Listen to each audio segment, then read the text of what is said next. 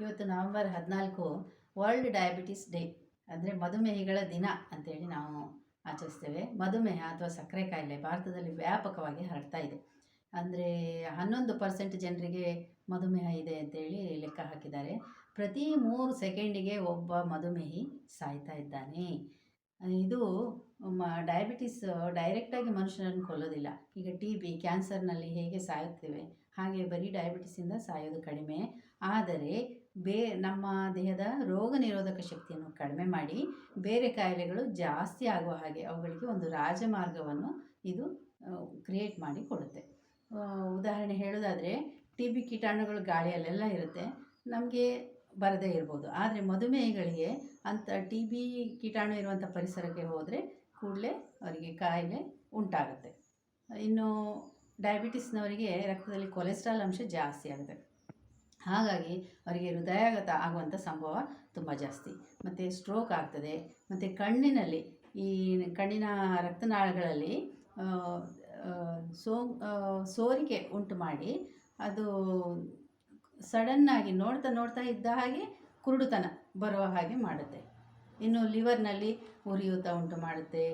ಇನ್ನು ಕಾಲಿನಲ್ಲಿ ಅಲ್ಸರ್, ನೀವೆಲ್ಲ ಕೇಳಿರ್ಬೋದು, ಡಯಾಬಿಟಿಕ್ ಫುಟ್ ಅಂತ ಹೇಳ್ತೇವೆ.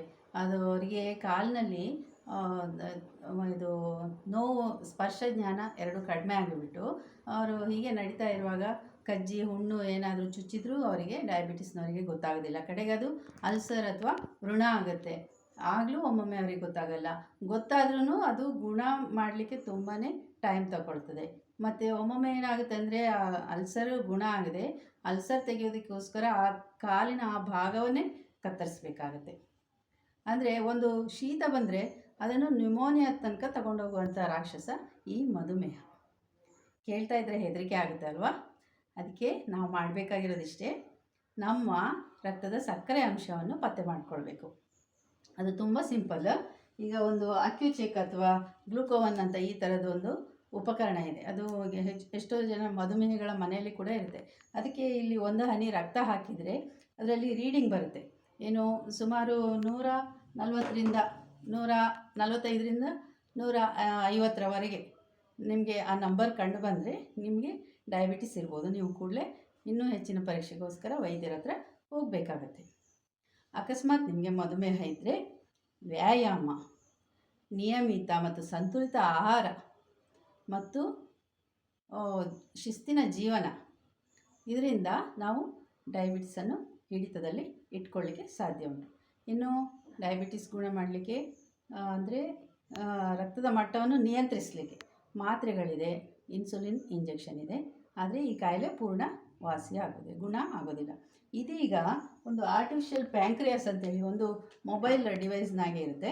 ಅದನ್ನು ಈ ರೀತಿ ಮೈಗೆ ಇಟ್ಕೊಂಡು ಹೀಗೆ ತಾಗಿಸಿ ಇಟ್ಕೊಂಡಿದ್ರೆ ಇದು ರಕ್ತದಲ್ಲಿ ಎಷ್ಟು ಸಕ್ಕರೆ ಅಂಶ ಇದೆ ತಾನೇ ಅಳೆದುಬಿಟ್ಟು ಬೇಕಾಗಿರೋ ಇನ್ಸುಲಿನನ್ನು ಬಿಡುಗಡೆ ಮಾಡ್ತಾ ಇರುತ್ತೆ.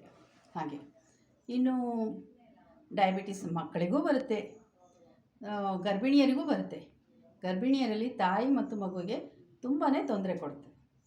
ಸೊ ನೀವು ಇವತ್ತೇ ನಿಮ್ಮ ರಕ್ತದ ಸಕ್ಕರೆ ಅಂಶ ಎಷ್ಟಿದೆ ಅಂತ ತಿಳ್ಕೊಳ್ಳಿ. ಓಕೆನಾ?